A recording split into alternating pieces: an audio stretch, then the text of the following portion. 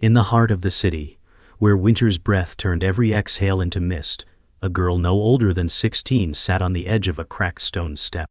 Her name was Alina, her face pale beneath layers of city dust, her dark brown hair tangled from nights spent under the open sky. The street hummed with the indifference of hurried footsteps and car horns, echoing between old brick facades. A man brushed past, muttering under his breath, and Alina's grip tightened around the tin cup in her hands. She whispered to herself, "1 coin is enough for bread tonight." The wind caught the hem of her worn grey coat, revealing patched knees beneath threadbare leggings. From a distance, a shopkeeper glanced at her with quiet pity before looking away, too burdened with his own troubles to stop. The sky hung heavy and pale, the kind that promised snow before nightfall, and the air tasted faintly of coal smoke from a nearby vent. Somewhere, a busker's melody wove faintly through the cold, carried along by the wind, merging with the steady rhythm of her hope. The day wore on, and the cold deepened. Alina's legs ached from sitting so long, but she dared not leave her spot. Each passing hour might mean another coin, another chance to eat. A woman in a red wool coat stopped briefly, fumbling in her purse, then dropped 2 coins into the tin cup with a soft clink. Alina's lips curled into a faint smile, and she said softly, "Thank you." The woman nodded once and hurried away, her breath a cloud in the frigid air. Across the street, a boy her age laughed with friends, holding a steaming paper cup of cocoa. For a moment, Alina let herself imagine the warmth on her tongue, the sweetness filling her chest. But reality returned as another gust of wind sliced through her coat. Her fingers stiffened, numb to the metal cup she held, yet she kept her eyes on the crowd, searching for the next kind stranger. A sudden flurry swept down the narrow street, dusting Alina's hair in white specks. She shivered, pulling the collar of her coat higher. A man carrying a box stepped around her without a glance, his heavy boots splashing through a shallow puddle. She thought of the nights she had curled under a bridge, the smell of damp stone and the distant hum of traffic. A shadow passed, and she looked up to see a young mother with a toddler in tow. The child stared at her curiously before being pulled along, mittens brushing against the woman's coat. Alina sighed, her breath curling in the air like smoke. Hunger gnawed at her stomach, but she kept still, listening to the quiet strum of the busker's guitar, the only softness in an otherwise sharp world. The tin cup was heavier now, though far from full. Alina tilted it slightly, the coins shifting with a faint metallic chime that seemed louder than the city itself. She wondered how many she needed to make it through the night. A gust of wind rattled a nearby shop sign, and she turned her head toward the sound. Across the street, a bakery displayed trays of golden bread behind fogged glass. The smell drifted faintly toward her, mingling with the scent of wet pavement. She swallowed hard, the warmth in that shop feeling like another world. "One day," she whispered to herself, "I'll walk in there and buy whatever I want." Her eyes narrowed, not in anger, but in quiet determination. Evening crept in, the light fading to a dull blue. The streetlights flickered on, casting pools of amber on the wet cobblestones. Alina's breath came in slower bursts, her body conserving heat. The busker packed up his guitar and left, leaving the night quieter, more hollow. She counted her coins under the dim light, the metal cold against her palm. It wasn't enough for both bread and shelter, and the choice weighed heavily. She looked toward the bakery once more, the smell still clinging to the air, then closed her eyes. In the silence, she imagined a future far from this street, where applause replaced the sound of coins, and warmth came not from chance kindness but from her own making. The next morning, the city awoke beneath a pale sun, its light glinting off icy rooftops. Alina's breath formed small clouds as she walked, her cup tucked into her coat pocket. She wandered toward the plaza, where street performers often gathered. The sound of a violin reached her ears, rich and bright against the crisp air. A man with silver hair played with eyes closed, his fingers dancing across the strings. People stopped to listen, their faces softening. Alina stood frozen, the music threading through her like warmth. She thought of how sound could make strangers pause, how it could fill the cold with color. The violinist opened his eyes and caught her gaze. With a faint smile, he nodded toward an empty spot near him. She hesitated, then took a step closer, feeling the pull of something she could not yet name. She stood just a few feet away, watching his bow glide over the strings. The music swelled and softened, carrying with it a story she couldn't hear in words but felt in her bones. When the final note faded, the crowd clapped, coins clinking into his open case. The man glanced at her again. "Do you play?" he asked, his voice rough but kind. Alina shook her head. "No, but I listen," she replied.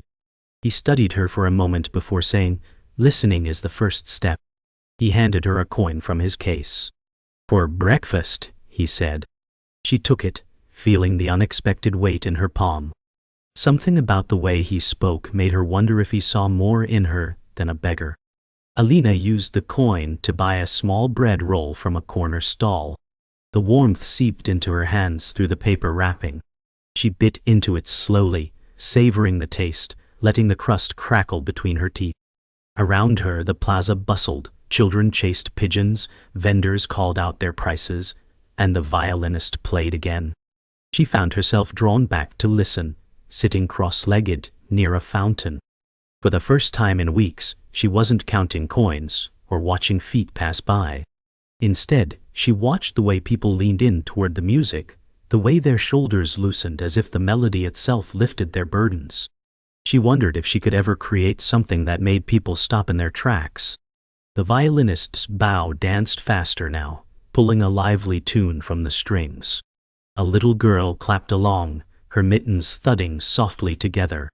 Alina smiled without realizing it. The man glanced toward her again, then, between phrases, said, "Come closer, Un." She obeyed, stepping into the ring of sound. He lowered his bow slightly and asked, "What do you dream of?" The question caught her off guard. "A place to belong," she answered after a pause. He studied her again, then resumed playing, the melody shifting into something softer, as if speaking directly to her. The crowd leaned in, listening. When the performance ended, the crowd dispersed slowly, leaving scattered footprints in the thin snow. The violinist packed his instrument with deliberate care. "Come back tomorrow," he said without looking up. Alina hesitated, unsure if it was an invitation or a test. "Why?" she asked. He paused, locking the case. "Because some things find you when you keep showing up." Without another word, he walked away, his figure shrinking into the narrow street beyond the plaza. Alina stood still, the words echoing in her head. She felt the faint stir of something unfamiliar, possibility. The next morning, frost clung to the edges of the fountain, and the air smelled faintly of roasting chestnuts from a nearby stall. Alina arrived early, clutching her coat tighter. She sat on the fountain's edge, waiting. When the silver-haired violinist appeared, his case slung over his shoulder, she felt a rush of relief she didn't understand. "You came back," he said with a faint smile. She nodded. "I wanted to hear more." He opened the case and began tuning his violin, each note ringing sharp in the cold air. Without looking up, he said, "If you're willing to listen, you can learn." The words settled deep in her, warmer than the morning sun. He began to play, the notes slow and deliberate, each one hanging in the crisp air. "Watch my hands," he murmured between phrases. She leaned forward, eyes fixed on his bow grip and the subtle tilt of his wrist. "It's not just playing," he said. "It's telling a story without words." Alina felt the truth of it in her chest. The melody shifted into something bright, and the crowd began to form. She could see how his eyes met theirs, how he let pauses breathe before continuing. It wasn't just music, it was connection. When the piece ended, he placed the violin back into its case and pulled out a smaller, battered instrument. "Here," he said, handing it to her. She froze, staring at the worn wood. "I've never," she began, but he interrupted gently. "Then you'll start now." Her fingers felt clumsy against the strings, the bow awkward in her hand. He adjusted her grip, his touch light but certain. "It's not about perfection, it's about trying." The first sound she produced was scratchy and thin, but his smile didn't falter. Her second attempt was better, the note clearer, and she felt a spark of something close to pride. "Again," he said, and she repeated it, her breath misting the air with each bow stroke. People stopped to watch, their smiles encouraging. She felt heat rise to her cheeks, not from the cold but from being seen in a way she hadn't been before. The man nodded once. "You learn fast." For the first time in months, she let herself believe it. As the day wore on, her fingers began to ache, but she refused to stop. The violinist finally placed a hand on the bow, lowering it gently. "That's enough for today," he said. She exhaled, surprised at how quickly the hours had passed. He handed her a small cloth. "Wipe it down. Respect the instrument." She did, tracing the grain of the wood, imagining the stories it had told before her. When she returned it, he said, "Tomorrow we play together." Her heart quickened at the thought. The morning air was sharper now, the frost thicker on the cobblestones. Alina arrived before the violinist, practicing the finger positions he had shown her. When he appeared, his brow lifted in approval. "You came early," he said. She smiled faintly. "I didn't want to waste time." He unpacked his instrument and motioned for her to stand beside him. Today the plaza was busier, the smell of fresh bread mingling with the crisp scent of snow. "We'll start together," he said, raising his bow. She mirrored him, feeling her pulse in her fingertips. The first notes were shaky, hers struggling to match his rich tone, but she kept her focus on his movements. Gradually, the sounds began to align, the music weaving between them. Passers-by slowed, heads tilting toward the duet. The violinist glanced at her with a small nod, and she felt her confidence grow. The melody shifted into something lively, and the crowd responded with tapping feet. For a moment, she forgot the cold entirely. A child in the front row clapped offbeat, grinning up at her. She couldn't help but smile back without missing a note. The violinist shifted into a softer piece, letting her take the lead for several measures. Her bow hand trembled slightly, but the sound was clear. She felt a swell of pride as the final note lingered. Applause broke out, and she flushed, lowering her instrument. "Well done," he murmured. After the crowd drifted away, the violinist handed her a few coins from his case. She shook her head. "I didn't do it for that," she said. He closed her hand around them anyway. "Take it. Music deserves reward." She stared at the coins, realizing they meant more than money. They were proof she had given something of value. The thought made her chest feel light. That evening, Alina sat by a small fire in an alley, the violin resting in her lap. She traced the strings with her fingertips, hearing echoes of the day's music in her mind.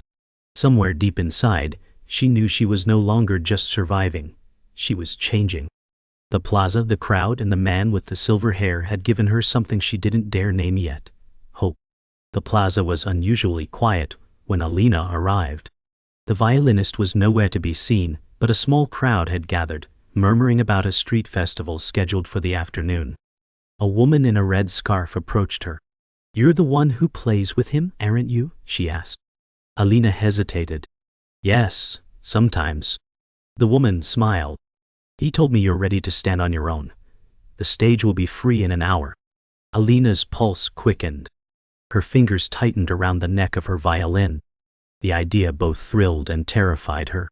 She found a quiet corner behind the stage and began tuning the violin, her breath visible in the frosty air. The noise of the gathering crowd seeped through the wooden planks. Her heart pounded in time with each adjustment of the strings. The violin felt heavier than ever. In her mind she heard the violinist's voice reminding her, "The first note is the hardest. After that, let the music carry you." She closed her eyes and inhaled slowly, clinging to the memory of those words. The announcer called her name. She stepped onto the stage, boots crunching softly on the wooden boards. The crowd stretched across the plaza, faces eager but unfamiliar. The chill bit at her cheeks, yet her grip on the bow was steady. She raised the violin and took her position under the pale winter sun. The first note rang out, thin but true, and she felt the air shift. Conversations hushed. All eyes were on her. The melody began soft and hesitant, like a whispered confession, but soon it swelled with warmth. Her bow moved as if it had its own will, drawing sound that seemed to fill every space between the buildings. She spotted a small boy on his father's shoulders, smiling just as she had during her first duet. A lump formed in her throat, but she played through it, letting the emotion color each note. The last note lingered in the frozen air before dissolving into silence. Then, applause erupted, louder than anything she had heard before.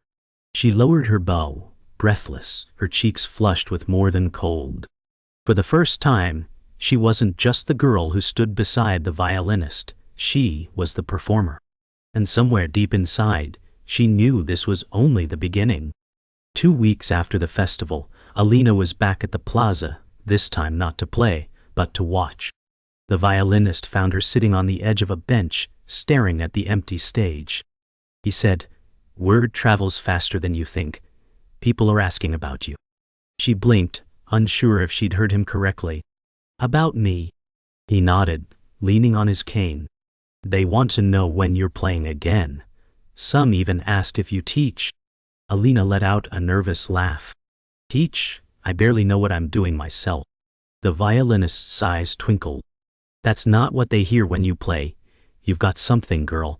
Don't waste it hiding in the shadows." She looked down at her worn gloves, the memory of the applause still echoing in her ears. "What if I'm not ready?" The violinist placed a hand on her shoulder. "Nobody's ever ready. That's why you step forward anyway."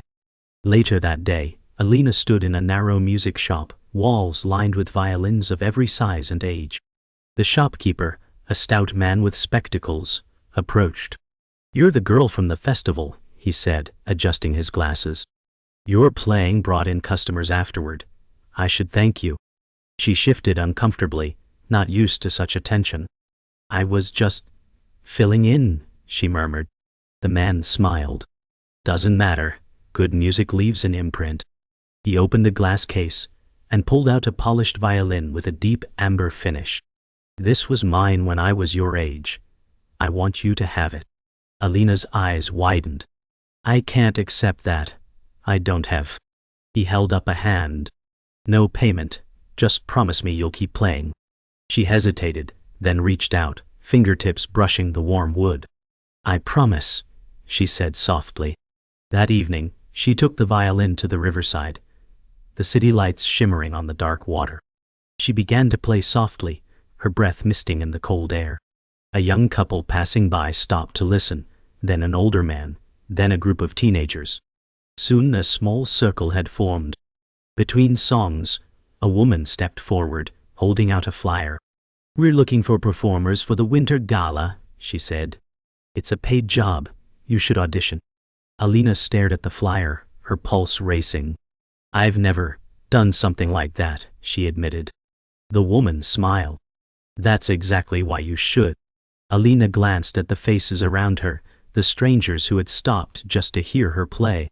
For the first time, the thought of standing before a crowd no longer felt impossible. At the audition hall 2 days later, Alina's hands trembled as she tightened the bow. Musicians in elegant attire milled about, their instruments polished and gleaming. A man in a suit approached, clipboard in hand. "Alina Petrova." She nodded. "You're next. Play whatever speaks to you." She stepped onto the small stage, the bright lights making her eyes water. Closing them, she pictured the plaza, the riverside, the festival stage. The first note came like a sigh, and soon she was lost in the melody. When the last sound faded, there was silence, then a measured nod from the panel. "Thank you," the man said. "We'll be in touch." 3 days later she returned to the plaza, the flyer folded in her pocket. The violinist was playing when she arrived. He looked up, his eyes sharp despite the cold. "Well?" She smiled faintly. "I got in." He chuckled, shaking his head. "Didn't doubt it for a second." She laughed, the sound light and unguarded. "I don't know how to thank you for all of this." The violinist's expression softened. Just keep playing, Alina. That's thanks enough. The wind swirled through the plaza, carrying the faint scent of roasted chestnuts. She thought about the gala, the audience, the music yet to be played, and for once, the future didn't feel like a shadow. The winter gala hall shimmered with a golden warmth that seemed to defy the frost gnawing at the city outside. Chandeliers dangled like frozen constellations, their light spilling in delicate pools across the polished marble. Backstage, Alina stood in the half-shadow, clutching her violin case as if it were the only anchor keeping her upright. Her breath came shallow, visible in the cool draft slipping through the curtain gap. A stagehand, a young man with nervous energy of his own, peeked in. "You're up after the quartet," he whispered. She gave a faint nod, but her fingers trembled despite her efforts to still them.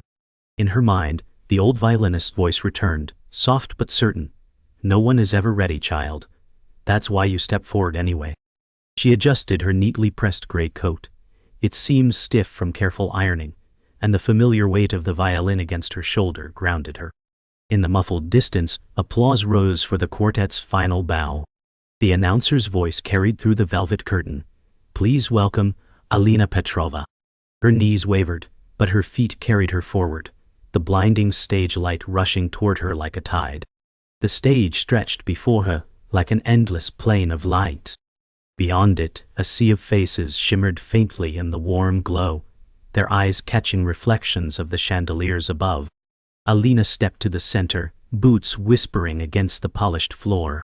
She could hear her own heartbeat in her ears.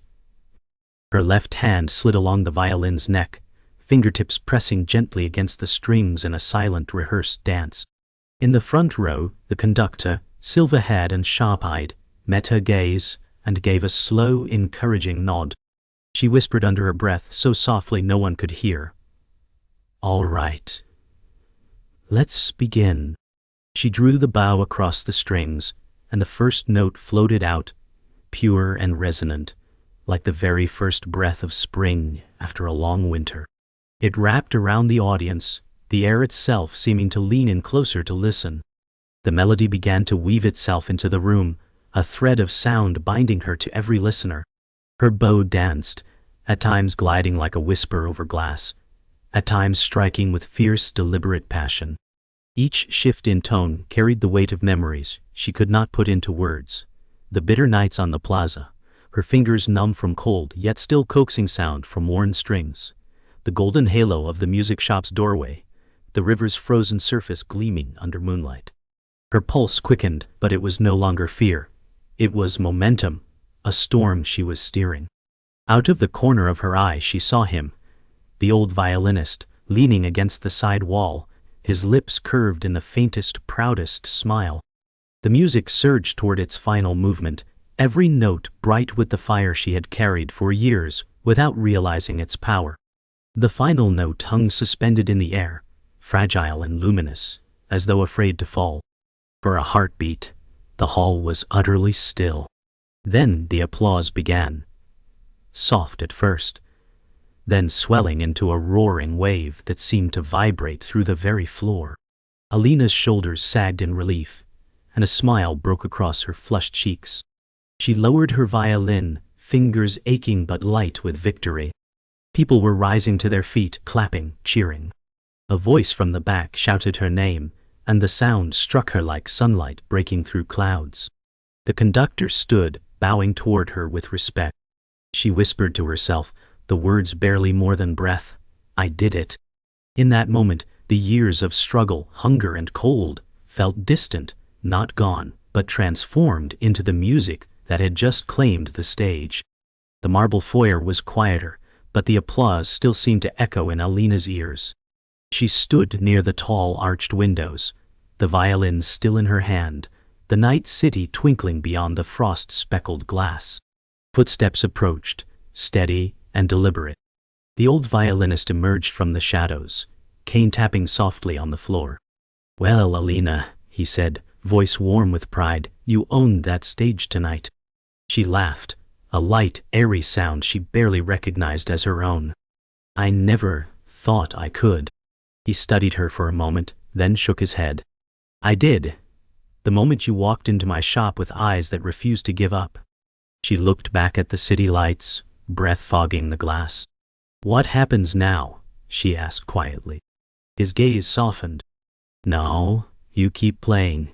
You keep telling your story, one note at a time. And you let the music take you wherever it wants to go. She nodded slowly, fingers brushing the violin's smooth surface. For the first time, the horizon didn't feel like an end. It felt like an open door.